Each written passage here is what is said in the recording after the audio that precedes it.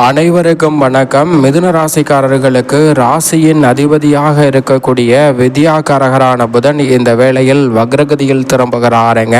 இது பிழையா சரியா? பெரிய அளவிலான பாதிப்புகள் ஏற்படுமா? மிதுன ராசிக்காரர்கள் சந்திக்க போகும் விளைவுகள் என்ன என்பதை சற்று விரிவாக பார்க்கலாம். ராசியின் அதிபதியாகவும் சுகாதிபதியாகவும் இருக்கிறார் வித்யாகாரகரான புதன். அவர் இயற்கை சுபகிரகமாக இருக்கிறாருங்க. மிதுன ராசிக்காரர்களுக்கு ராசியின் அதிபதியாக ஆட்சி பலம் பெற்றவராக பார்க்கப்படுகிறார். அப்படிப்பட்டவர் வலுவிழந்து வக்ரகதியில் திரும்புவது உறுதியாகவே பெரிய அளவிலான பாதிப்புகளை ஏற்படுத்தும் என்பது யதார்த்தமான உண்மை. ஆனால் அதே வேளையில் அவர் வக்ரம் பெறக்கூடிய இடம் 9ஆம் இடமான பாக்கியஸ்தானமாக பார்க்கப்படுகிறது. எனவே பெரிய அளவிலான பிரச்சனை இல்லை என்றாலும் கூட அஷ்டமத்தை நோக்கி நகர்வதால் இந்த தருணத்தில் உணர்ச்சி வசத்திற்கு இடம் கொடாமல் செயல்படுவதற்கான நல்ல சந்தர்ப்பம் நிச்சயமாக கிடைக்க போகிறது. இருந்தாலும் கூட புதன் வக்ரகு பெற்றிருப்பது சற்று சாதகமற்ற அமைப்பாக தான் பார்க்கப்படுகிறது. கூடுதல் கவனத்துடன் இந்த தருணத்தை உறுதியாகவே மிதுன ராசிக்காரர்கள் அணுகி ஆக வேண்டும் என்பதுதான் யதார்த்தமான உண்மை.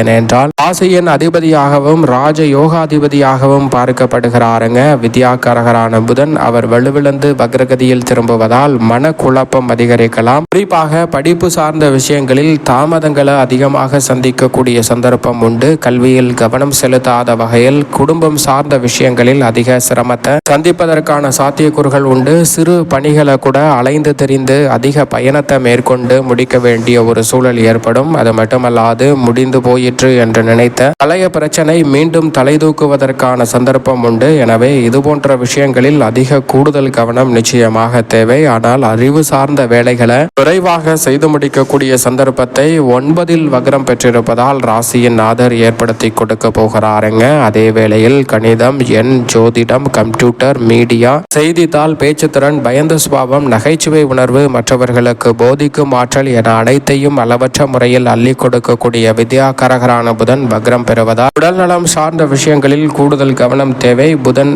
சாதகமற்ற அமைப்பில் வலுவிழந்து சஞ்சரித்தார் என்றால் நோய்வாய்ப்படுவதற்கான சாத்தியக்கூறுகளும் உருவாகும். மேலும் 9இல் வக்ரம் பெற்று அஷ்டமத்தை நோக்கி நகர்வதால் உடல் நலத்தில் கூடுதல் கவனம் மிதுன ராசிக்காரர்களுக்கு நிச்சயமாக தேவை. ராசியின் அதிபதி இரட்டைத்தன்மையை வெளிப்படுத்தக்கூடியவராக பார்க்கப்படுகிறாருங்க. அவர் வலுவிழந்திருக்கக்கூடிய இந்த தருணத்தில் சிந்தனை செய்ய முடியாத அளவிற்கும் முடிவுகளை எடுக்க முடியாத அளவிற்கும் அதிக யோசனை நிறைந்த ஒரு காலகட்டமாக தான் பார்க்கப்படுகிறது. சிறு சிறு பிரச்சனைகளுக்கு கூட தீர்க்கமான முடிவெடுக்க முடியாமல் ஒரு குழப்பமான மனநிலையில் அதிகமாக இருப்பதற்கான சாத்தியக்கூறுகள் உண்டு. எனவே இந்த தருணத்தில் எந்த ஒரு செயலாக இருந்தாலும் அதில் விரைவாக முடிவெடுக்க வேண்டும் என்று நினைக்க வேண்டாம். அதை அப்படியே சிறிது காலம் ஹோல்டில் வையுங்கள், தாமதப்படுத்துங்கள். அப்படிப்படுத்துவதன் மூலம் அதற்கான சரியான முடிவு உங்களை தேடி வருவதற்கான நல்ல வாய்ப்பை நிச்சயமாக பெற்றுத்தரும். எனவே இந்த தருணத்தில் முடிவெடுக்கக்கூடிய விஷயங்களில் கூடுதல் கவனம் தேவை. அதோடு மட்டுமல்லாது ஏற்கனவே முடிவு செய்த விஷயங்கள்ல கூட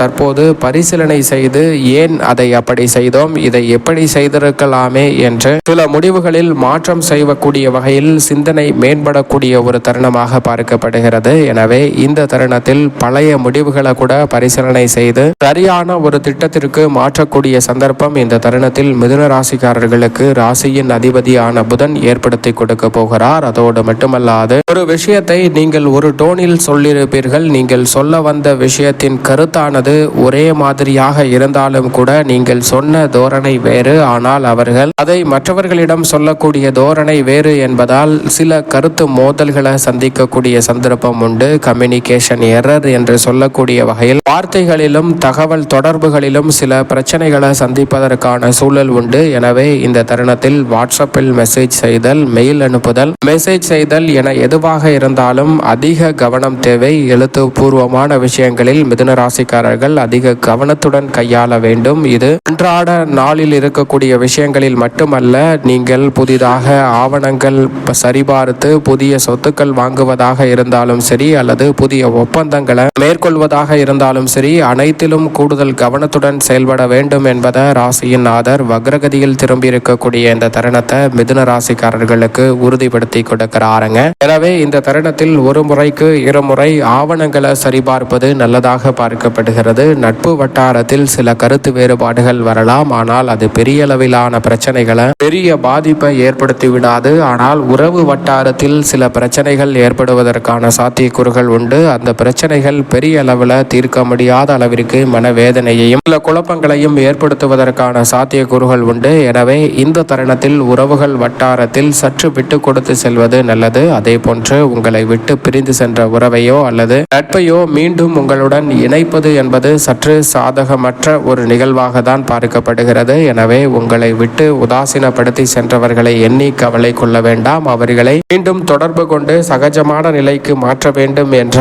முயற்சி செய்ய வேண்டாங்க. அதில் பெரிய அளவில் வெற்றி கிடைக்க இயலாத ஒரு அமைப்பாக தான் பார்க்கப்படுகிறது என்பதை புதன் உறுதிப்படுத்துகிறார். அது மட்டுமல்லாது இந்த தருணத்தில் தகவல் தொடர்பு சார்ந்த விஷயங்களில் தொழில்நுட்ப திட்டங்களை மேம்படுத்தக்கூடிய விஷயங்களில் சில பிரச்சனைகள் உருவாகலாம். குறிப்பாக கம்ப்யூட்டர், லேப்டாப், இன்டர்நெட், மொபைல் என பல விஷயங்களை அன்றாட பயன்படுத்தக்கூடிய நபர்கள் சந்திக்கக்கூடிய பிரச்சனைகளை விட அதை பழுது பார்க்கக்கூடிய, அதை மெயின்டெனன்ஸ் செய்யக்கூடிய அல்லது தயாரிக்கக்கூடிய அந்த நிறுவனத்தில் வேலை பார்க்கக்கூடியவர்களுக்கு சில பிரச்சனைகள் வரலாம். எனவே தகவல் தொடர்பு துறை மட்டுமல்ல, தொழில்நுட்ப துறையிலும் கூடுதல் கவனத்துடன் இந்த தருணத்தில் பல பணிகளை அணுகி ஆக வேண்டும் என்பதை வித்யாகாரகரான புதன் உறுதிப்படுத்துகிறாருங்க. ஏனென்றால் நீங்கள் சில புதிய பிரச்சனைகளை சந்திப்பதற்கான சாத்தியக்கூறுகள் உண்டு. அதை உங்களால் தீர்க்க முடியும், அதிலிருந்து வெளிவர முடியும் என்றாலும் கூட புதிய பிரச்சனைகளை வராமலே தவிர்க்கக்கூடிய முயற்சியில் சற்று விழிப்புணர்வுடன் இருந்தால் நிச்சயமாக மாற்றிக்கொள்ள முடியும். பழைய திட்டங்களை திருத்தம் செய்யக்கூடிய ஒரு நல்ல காலகட்டமாக பார்க்கப்படுகிறது.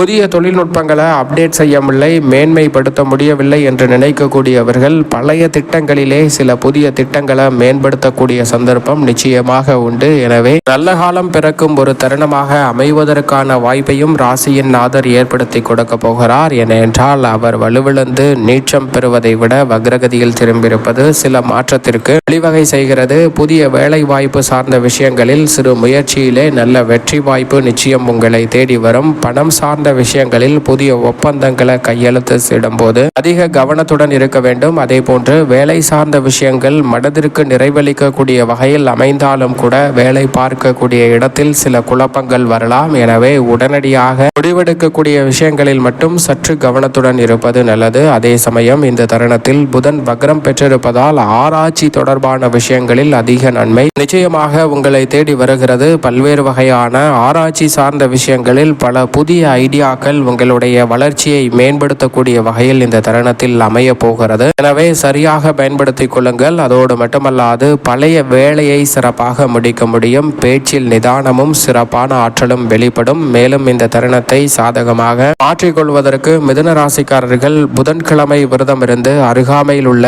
பெருமாள் சன்னதி சென்று தீபம் ஏற்றி வழிபாடு செய்யுங்கள். தடைதாமதம் அனைத்தும் தகர்த்தெறியப்பட்டு மிதுன ராசிக்காரர்களுடைய வாழ்வில் பெரிய அளவில் பாதிப்பு இல்லாமல் சிறப்பான வளர்ச்சியை நிச்சயமாக புதன் வக்ரம் பெற்றாலும் ஏற்படுத்தி கொடுப்பார் என்பதில் சந்தேகமே இல்லை.